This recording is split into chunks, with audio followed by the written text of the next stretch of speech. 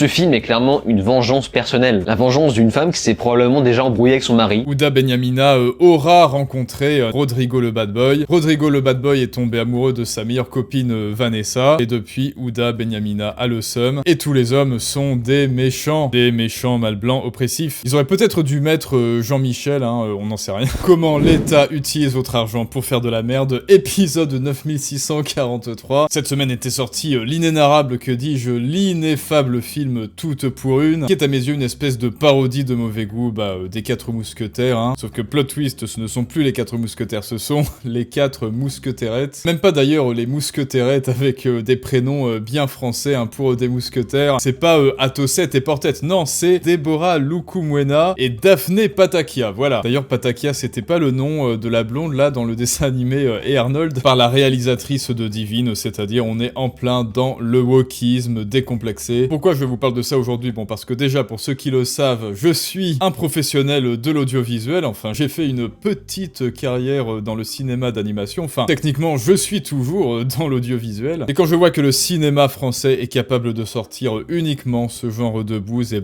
comment dire, j'ai honte quoi, j'ai honte. Et j'ai d'autant plus honte que c'est financé par mes impôts, par tes impôts, par nos impôts à tous, et que entre autres évidemment pour l'instant les spectateurs semble-t-il n'aiment pas du tout, que mercredi, c'est-à-dire le jour de la sortie, il y a eu 125 spectateurs. En bref, c'est de la pure perte sèche, et alors je parle même pas d'humour avec les nanas qui essayent de pisser comme des mecs, enfin voilà, pour lutter contre le patriarcat oppressif, avec des minorités obèses, etc. Enfin, évidemment, notre ami à tous, Regel Gorilla, qui nous dit, oui, vous avez payé, et c'est bien, parce que non seulement vous payez, vous investissez, malgré vous, à vos dépens pour ce genre de bouse, mais en plus, vous ne pouvez rien dire, fermez-la. Qu'ils sont cons ces anti-woke. Déjà, un service public n'a pas besoin d'être rentable, c'est-à-dire on vous prend vos impôts, et ceux qui vous prennent vos impôts n'ont même aucun compte à vous rendre, c'est-à-dire on vous raquette et il y a même aucune promesse de résultat en fait. On finance pour créer sans constamment penser profit. Et alors Jean-Kévin, quoi? Tu veux un retour sur tes impôts? Après que l'on t'ait raquetté, tu veux des résultats. Et qui plus est, tu veux des résultats à la mesure de tout ce qu'on t'éviscère en impôts, c'est-à-dire en France, au moins, au minimum, espérer un plateau de caviar et champagne à chaque fois que tu prends l'autoroute. Mais ça, c'est une pensée patriarcale oppressive, Jean-Kévin, arrête tout de suite. Ensuite, le film a été financé aussi par la région Occitanie, hélas, ma région, le CNC et autres. Le film a l'air à chier. Ah,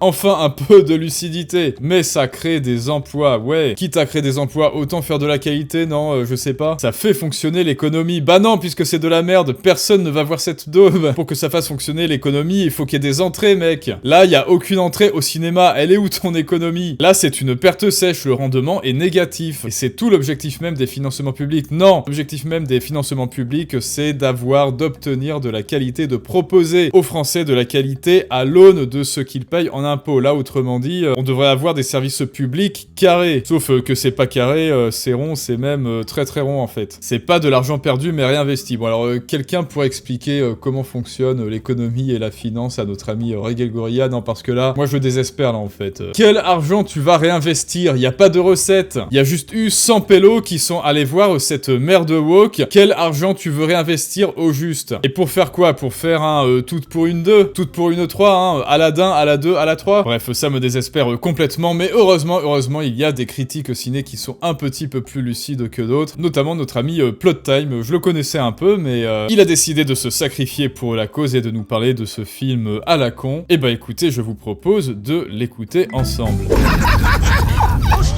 Vous connaissez... Déjà, j'aime bien le petit Jeanne au secours. Ça, c'est très bon signe, ça. C'est un signe. Sûrement l'histoire des 3 mousquetaires. Eh bien, sachez que cette légende s'agit en fait d'un complot patriarcal visant à cacher le fait que les mousquetaires étaient en fait des femmes déguisées en hommes. Ça vaut la coupe, ça, hein? Et wow. C'est ainsi que la jeune Sarah deviendra D'Artagnan et accompagnera les 3 mousquetairettes ayant pour mission de protéger la reine. Quand je lis ce genre de pitch, je ne peux pas penser à ce petit moment malaisant où t'as le créateur qui vient présenter son script au producteur. Et que ça passe. Avant, on avait des pitchers qui étaient bien, Comment est-ce que Alien a réussi à avoir des subventions? Comment est-ce que Hollywood a investi dans Alien? Et O'Bannon, le screenwriter d'Alien à l'époque, il est venu et il a dit, oui, en fait, Alien, c'est c'est les Dents de la Mer, mais dans l'espace. Et ça a marché du coup, mais là, donc, Toutes pour une, alors allez-y, pitchez-moi Toutes pour une. C'est l'histoire d'un complot patriarcal, c'est le méchant patriarcat qui veut empêcher ces pauvres femmes d'être des mousquetaires. Ah oui, parce que ce que l'histoire ne dit pas, c'était que D'Artagnan, en fait, il avait une paire de seins, mais bien sûr, bon. Et où est-ce qu'on va comme ça, au juste? Enfin, je veux dire, quelle valeur ajoutée apporte ce film en termes de morale, hein, ceux qui ont le programme devient captivant, le débat moral. Lequel est-il dans Toutes pour une? Les hommes sont méchants, des gros méchants, et les femmes sont oppressées, génial. Bref, encore un narratif pour faire chialer les woke dans les chaumières. Bon, et si je traîne à vous parler de ce film, c'est tout simplement parce qu'il n'y a pas d'histoire. Toutes pour une, c'est juste des personnages qui déambulent d'un point A à un point B, où se développera et éventuellement une relation de personnages linéaire et sans intérêt, avec finalement extrêmement peu de difficultés sur le chemin, sauf à la fin évidemment pour marquer le grand ouin-ouin, nous, les femmes. Oui, alors vous voulez détruire une histoire, hein, vous avez une histoire à raconter, vous voulez la détruire en direct live, ne donnez aucun challenge au héros. Les familles heureuses n'ont pas d'histoire, mais au cinéma, on veut que le héros passe un sale quart d'heure, et là, bah évidemment, comme ce sont des pauvres femmes oppressées, non, faut pas leur donner de challenge, tout doit être absolument facile, elles doivent rouler sur les difficultés. C'est pas du tout Frodon et Sam qui suent sang et eau, qui ont le doigt coupé, etc.,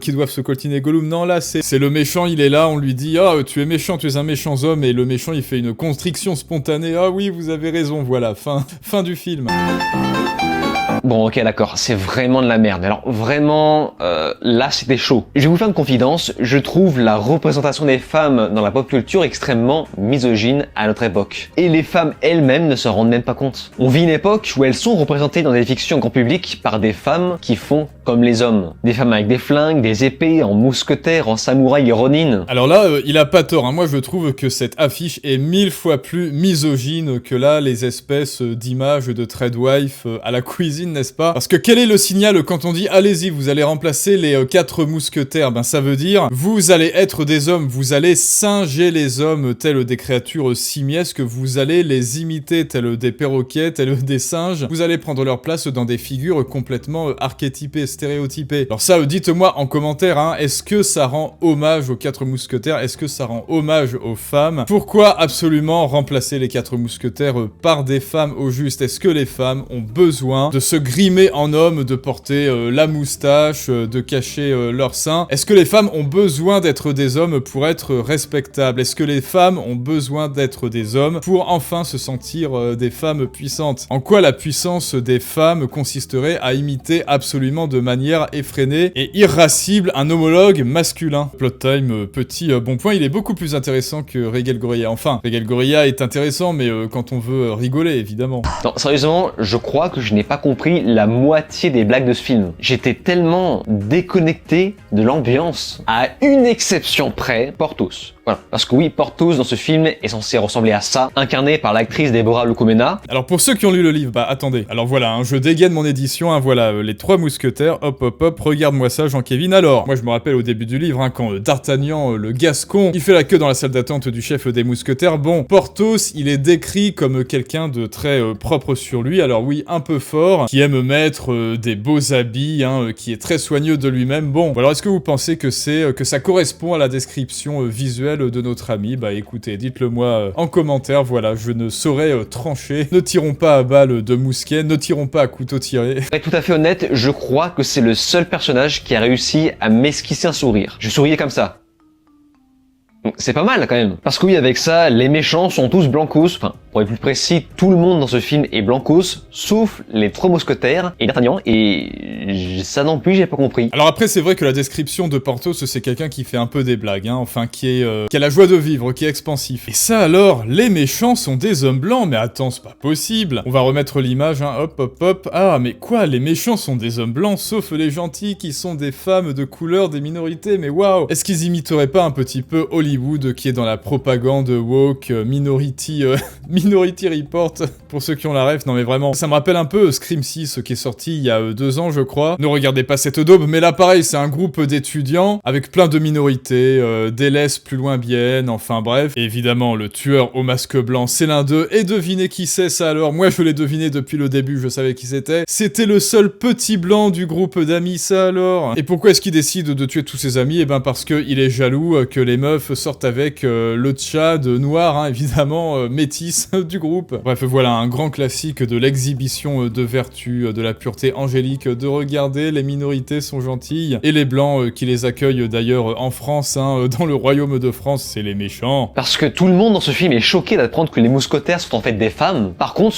personne ne fait la remarque que Porthos ressemble à ça, alors que tout le monde dans ce film est blancos. Alors, j'imagine que la réalisatrice dira que le film est humoristique et ne se prend donc pas au sérieux. Mais alors du coup, en quoi c'est drôle? La blague est où? En quoi c'est drôle le fait que les mousquetaires soient inclusifs et pas le reste de la population et que personne ne fait la remarque sauf pour dire que ce sont des femmes? Et c'est pas tout parce qu'il y a une ambiance un petit peu maghrébine. Et ça non plus, j'ai pas compris parce que, par exemple, D'Artagnan, alias Sarah, est censée être espagnole alors qu'elle est jouée par Oulaya Amamra, qui elle est 100% maghrébine. Et ça non plus, j'ai pas compris. Bon après, vous me direz que l'existence même de ce film est déjà une blague en soi. Oui, je pense que l'existence de ce film est déjà une blague en soi. Plot Time, hein, je connais pas son prénom. Mais encore moi là, Sarah, le coup de Sarah, je peux comprendre parce que ne serait-ce qu'à l'époque, il y avait déjà des influences hispano-arabes, hispano-mauresques, hein, avec les Maures qui allaient en Espagne. Mais moi, ce que je ne comprends pas, c'est plutôt notre ami Porthos. Porthos, non mais je suis désolé, ça ne ressemble pas du tout à ça. Ça ressemble pas au bouquin. Alors je veux bien des adaptations qui vont avec l'air du temps, avec le zeitgeist, hein, mais non, là, il faut quand même respecter la description, c'est un tout. Porthos c'est un bon vivant, mais qui est toutefois coquet et propre sur lui. Bon bah Laurel, c'est une bonne vivante, hein, ça y a pas de doute. Athos, c'est un mec un petit peu bigot, je sais pas lequel c'est, hein. C'est un mec un peu bigot qui voulait rentrer dans la prêtrise à la base. Aramis, bon bah c'est un peu le chef quoi, et après il y a D'Artagnan, le Gascon quoi. Est-ce que vous croyez que ça vient de Gascogne? Non, je crois pas. Mais par contre, je crois que c'est bel et bien l'offre que nous a fait ce film. Bon bah écoutez, tant qu'on y est, on continue de l'écouter. Pour une, sexiste des deux côtés. Déjà, comme pour ce que je vous ai expliqué tout à l'heure, le fait que les femmes dans les productions grand public sont de moins en moins représentées par des personnages féminins qui s'assument, et de l'autre, évidemment, parce qu'il ne fait pas bon vivre d'être un homme dans ce film, car la moindre personnalité masculine s'en prend plein la tronche, mais sans blague. Il y a des scènes de violence contre les hommes, mais ultra gratos, qui sortent presque de nulle part, ça n'apporte rien à l'histoire, c'est juste là pour répondre à un caprice moderne. Ce film est clairement une vengeance personnelle, la vengeance d'une femme qui s'est probablement déjà embrouillée avec son mari. Oui, à mon avis, c'est ça.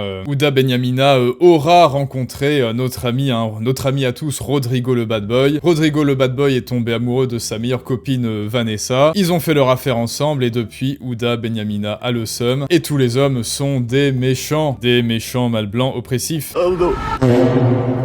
Quoi qu'il en soit, c'est ultra mal joué. C'est un truc de malade, c'est extrêmement mal joué, à quelques exceptions près, c'était pas du niveau de Cat Size par exemple, mais je me suis souvent retrouvé gêné par ce que je voyais. J'ai noté dans ce film 2 citations au nom de la mère, de la fille, de la Saint-Esprit, Amen, histoire de vous mettre un petit peu dans le ton, ou encore « Je déteste la France, je déteste ce pays et ses coutumes », tout droit sorti de la bouche de la reine de France. Ah, ça vous rappelle pas certaines affirmations qui traînent sur les réseaux sociaux, ça, je suis en France, je profite de la prime de Naël, je profite de tout ce que la France a à m'offrir, je me demande toujours qu'est-ce que peut faire la France pour moi, mais jamais ce que je peux faire pour la France. Mais sinon, je déteste la France, je déteste sa culture, et en fait, je suis juste là pour profiter de Nicolas 30 ans et des impôts qui payent. Une reine en quête d'indépendance et de coming out auprès du jeune D'Artagnan, qui est en fait Sarah. Ah oui, il faut bien que toute pour une coche absolument toutes les cases. C'est fou parce qu'à chaque fois, il y a toujours les mêmes patterns. On pourrait presque croire qu'il y a un projet derrière, comme si on avait demandé de cocher les cases précisément.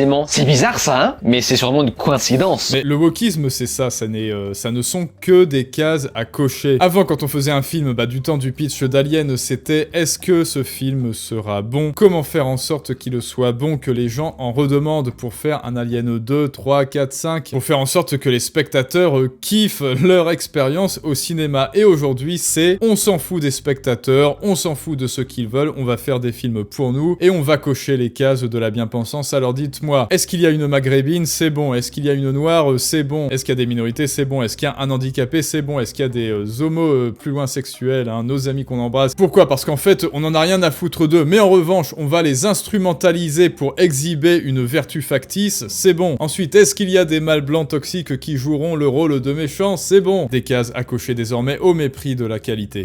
Au passage, pour rester sur les citations, je précise que le titre n'est pas cohérent. Les mousquetaires, qui sont en fait des femmes, lorsqu'elles sont déguisées, et elles sont intégralement déguisées durant tout le film, elles vont du coup entre elles se parler au masculin, y compris lorsqu'elles sont toutes seules entre elles, de façon à ne pas se faire repérer. Donc ok, soit ça marche, sauf pour un pour toutes, toute pour une. Là ça devient féminin. c'est bizarre. Ça aurait dû rester masculin, donc c'est marrant de voir que le marketing arrive à empiéter sur le scénario du film, parce que finalement, ce film qui se veut caricatural n'arrive pas à respecter les règles qu'il s'est lui-même créées. Ce film est juste en train de trahir à son corps défendant le fait qu'il courbe les chines devant le wokisme qui lui en demande plus, toujours plus de vertus. Et non seulement c'est complètement maladroit, mais en plus c'est hautement inutile, puisque toute pour une, qui nous avons là, qui est le titre, un peu d'analyse graphique. Le titre, c'est un signe textuel sur cette affiche, c'est-à-dire, c'est le texte, quoi. Alors que nos 4 amis mousquetairettes, eh bien, ce sont des signes iconiques, et le possible spectateur les regarde d'abord, elles, et il se rend bien compte, eh bien, que ce sont des femmes, jusqu'à preuve du contraire. Ils auraient peut-être dû mettre Jean-Michel, on n'en sait rien. Et ensuite, on regarde le texte, et si le texte, le titre avait dit « toutes pour un » ou « tous pour un », là, on serait resté accroché à l'affiche et on se serait posé des questions. Alors que là, on se dit juste « oui, les femmes, les pauvres femmes oppressées, les gentilles ».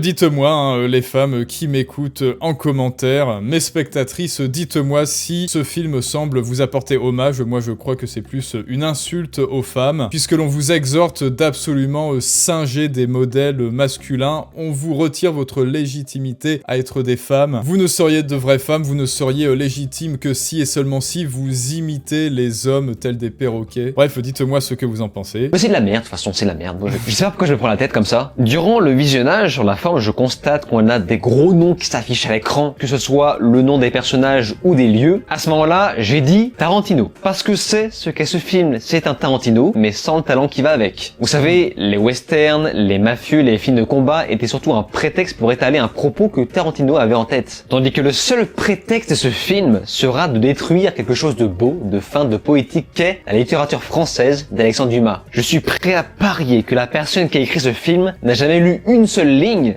de ses livres, mais passons. Parce que merde, il y a tellement mieux à faire.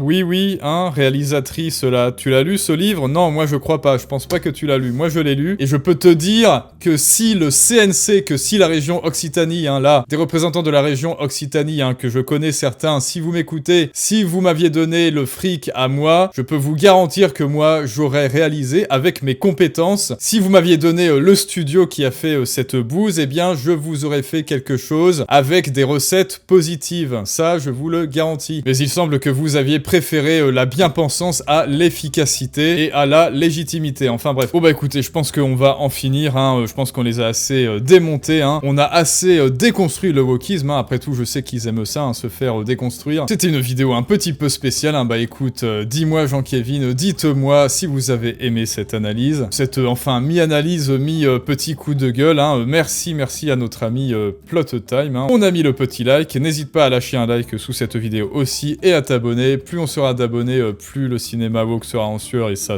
n'a pas de prix. Et à très bientôt pour une prochaine analyse du monde moderne, mais ça c'est une autre histoire.